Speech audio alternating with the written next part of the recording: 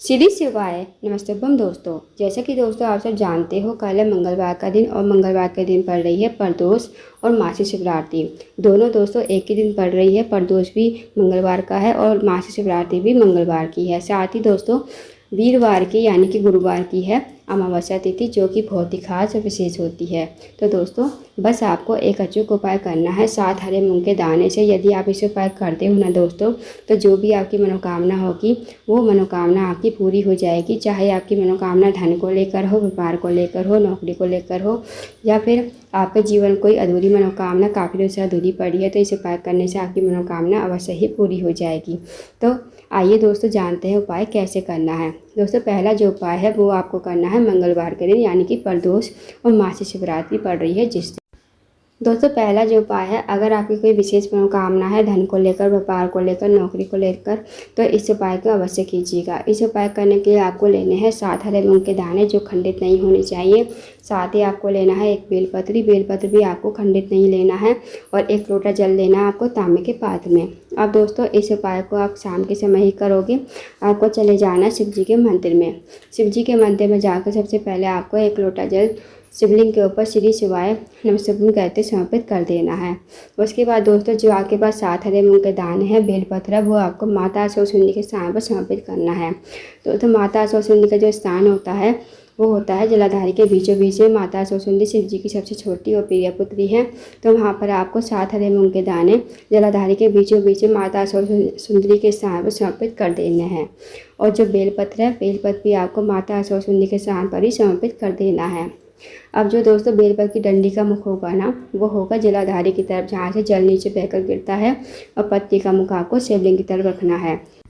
फिर आपको महादेव से, माता सरस्वती से हाथ जोड़कर प्रार्थना करनी है कि हे माता सरस्वती, हे महादेव, मेरी ये मनोकामना काफ़ी दिनों से अधूरी पड़ी है, आप मेरी मनोकामना को पूर्ण करें। तो आपको ऐसी प्रार्थना विनती करते हुए आपको अपने घर पर आ जाना है। तो दोस्तों करके देखिएगा, बहुत ही अचूक और विशेष उपाय है। इस वक्त यदि आप करते हो तो जो भी आपकी मनोकामना होगी वो मनोकामना आपकी अवश्य ही पूरी हो जाएगी। अब जानते हैं दोस्तों अगले उपाय के बारे में। दोस्तों अगला जो उपाय है वो बहुत ही ज़्यादा विशेष है। अगर आपकी कोई मनोकामना है या फिर आपका कोई कार्य है बहुत दिनों से अटका हुआ है, आप किसी कार्य के लिए बाहर जाते हो, वो कार्य आपका सफल नहीं हो पाता है, तो इस उपाय को अवश्य कीजिए। इस उपाय करने के लिए आपको 2 दीपक लेने हैं। 2 दीपक चाहे आप मिट्टी के ले लो चाहे आटे के।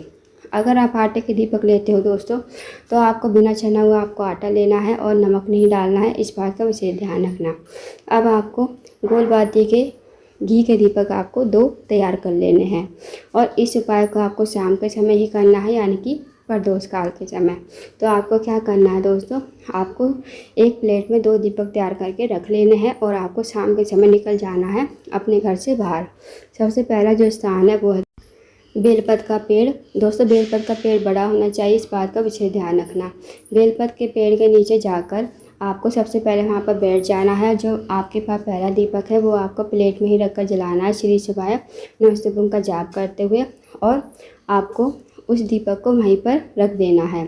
फिर आपको मनोकामना बोल देनी है, जो भी आपकी मनोकामना है, चाहे वो धन को लेकर हो, व्यापार को लेकर हो, नौकरी को लेकर हो, या फिर आपका कोई कार्य अटका पड़ा है, तो आप वो कार्य बोलिए और वहाँ से आपको चले आना है। अब जो दूसरा स्थान है वो है दोस्तों आपका घर का मेन गेट, जहाँ भी आपके घर का मुख्य द्वार है, वहाँ पर आप आ जाइए दूसरे दीपक को लेकर।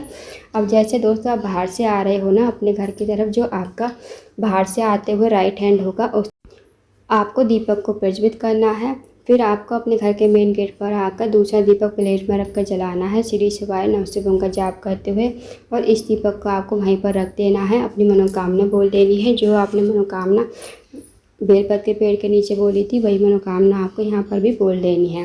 फिर आपको अपने घर के अंदर प्रवेश कर जाना है। और दोस्तों जो दीपक की बाती का मुख होगा ना, वो आपको बाहर की तरफ रखना है, इस बात का विशेष ध्यान रखना। तो करके देखिएगा दोस्तों, बहुत ही अचूक और विशेष उपाय है। इस उपाय यदि आप करते हो तो जो भी आपकी मनोकामना होगी वो मनोकामना आपकी अवश्य ही पूरी हो जाएगी। तो दोस्तों इस उपाय का अवश्य कीजिएगा। अब जानते हैं दोस्तों अमावस्या तिथि के दिन करने वाला उपाय।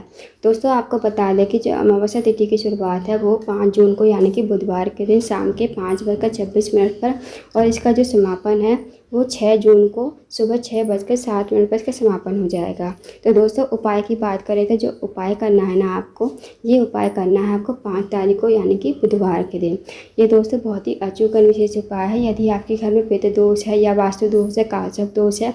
दोस्तों पितृ दोष क्या होता है, अगर आपके घर में हमेशा लड़ाई झगड़ा होता रहता है या फिर आपके घर में पैसे तो आते हैं पर पता नहीं चलता है कहाँ चले जाते हैं, आपके बच्चों की शिक्षा पूरी नहीं हो पा रही है, नौकरी नहीं लग पा रही है या फिर व्यापार में घाटा हो रहा है, ये जो लक्षण होते हैं दोस्तों पितृ दोष के ही लक्षण होते हैं। यदि आपके पितृ खुश होंगे तो आपके सारे काम होते चले जाएंगे। तो दोस्तों इस उपाय को जरूर करके देखिएगा। पूज्य गुरुजी पद्म मिश्रा जी ने एक दीपक वाला अचूक उपाय बताया। यदि आप इस उपाय को शाम के समय करते हो ना, तो जो भी आपके घर में पितृ दोष होगा, वास्तु दोष होगा या फिर कालसर्प दोष होगा, वो सारे दोष आपके जीवन से समाप्त हो जाएंगे। दोस्तों जो भी उपाय हम करते हैं अमावस्या तिथि पर, वो खासकर पितृ दोष से मुक्ति पाने के लिए करते हैं।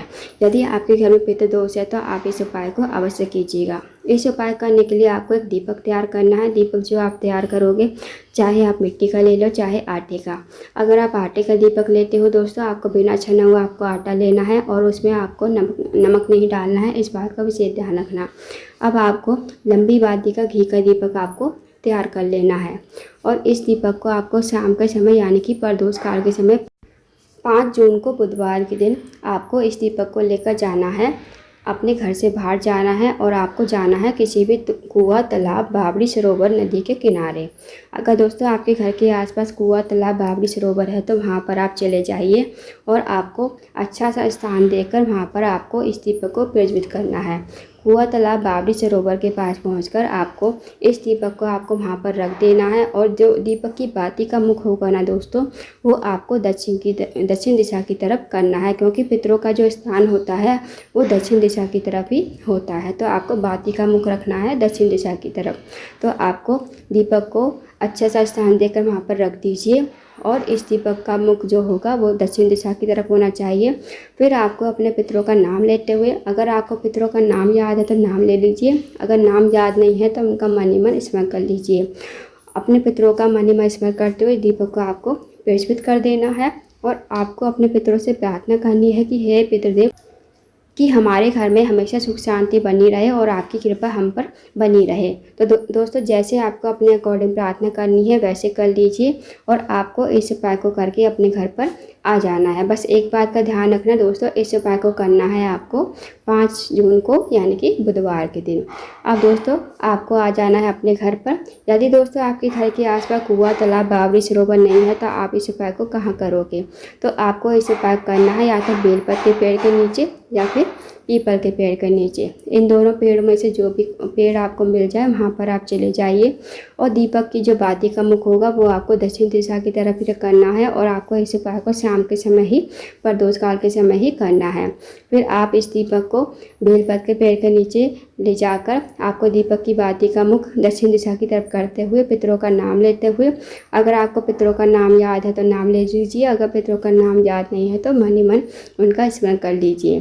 तो आपको पितरों का स्मरण करते हुए दीपक को प्रज्वलित कर देना है और अपने पितरों से प्रार्थना कर लेनी है कि हमारे घर में सुख शांति समृद्धि हमेशा बनी रहे और आपकी कृपा हम पर हमेशा बनी रहे।